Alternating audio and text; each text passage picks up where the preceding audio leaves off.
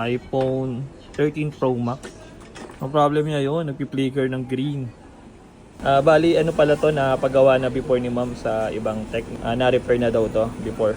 Tingnan natin no, kung ano yung naging problema, bakit bumalik sa ganito. So, open natin siya. Natanggalan natin yung dikit. So, angat natin no. Tingnan natin. So, yun no, kita natin na naka-jump na nga siya before.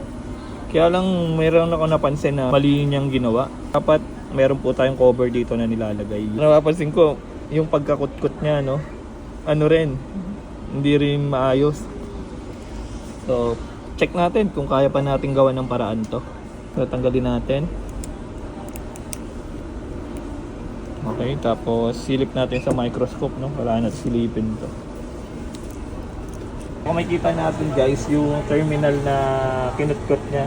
So yan, medyo magulo yung pagkakutkot no. Parang hindi nagamitan ng microscope. Kaya ganyan talaga mangyayari. So dapat isang bilog lang yan na maliit. Kailangan yan, lagyan natin ng cover yan. Kasi pag mag-short yan, pag inano natin pag sinarado natin, magdidikit yan. So tendency, pabalik lang siya sa dati. So kagaya nito, bumalik na siya sa dati no. Hindi na green screen, flicker na lang yan yung mga kutkot niya. So yan.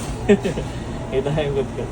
So yan, mayroon pag gagamit na ang walang microscope pag magkukutkot tayo. Kailangan talagang gamitan ito para kitang-kita kung saan lang tayo magpo-point no. So gaya niya, parehong linya yung nawala. So tinester ko na to, tester natin ulit. Dapat kasi yung isang linya, meron siyang current no, meron siyang value. So anong nangyari sa kanya, pareho wala pareho 0-0. So yung dalawang linya yung naputol. So pag ganito kasi mayroon kaming technique na ginagawa rito pag ganitong dalawang linya yung naputol no. Yung unang nag-jumper okay sana guys, okay naman, na tama naman niya guys. Pa sa mga ibang tech natin o mga co-tech natin, importante po yun na malagyan po natin ng cover to no. Ma-sealed natin to yung jumper wire para hindi po siya mag-short. So sana makatulong guys no. So ayan, gagawa natin ng paraan to guys. I-jump natin, lalagyan natin ng parehong linya to kasi dalawang linya yung nawala So yun yung gagawin natin. Okay, let's go. Mga iPhone o Android at kahit mga laptop, kayang-kaya na gawin, kaya kami ay hands up. Kay JA Gadget Solution lang ang tunay at subok na dapat nyo mapuntahan. Laptop at Android, iPhone Nano Power, basic na basic lang yan mga brother. Nakakabilib pag ang JA gumawa, maayos talaga kahit yung sipin yung basa. Madaling malubat at nabasag na screen o LCD, kaya yan dito gawin. Nahirapan mag-charge, dito mo na yan irekta. May solusyon pa dyan kaysa itapon o ibenta. Solid tsaka maayos, JA Gadget Solution na magpaayos. Grabe mura pero quality kapag natapos, mapapasabi talaga kayo ng ayos. Gusto mo ba ng maayos na pagkagawa? Sa JA Gadget Solution ka na.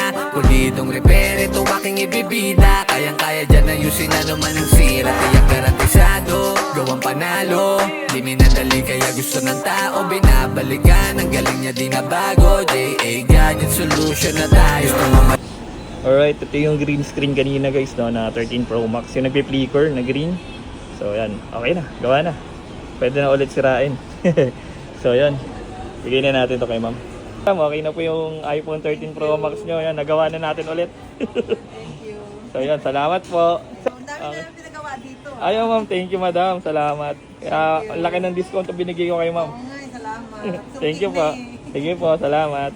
Idol, yan si sir yung nag-recommend kay ma'am. Thank you sir, salamat. Ingat po. Bye-bye.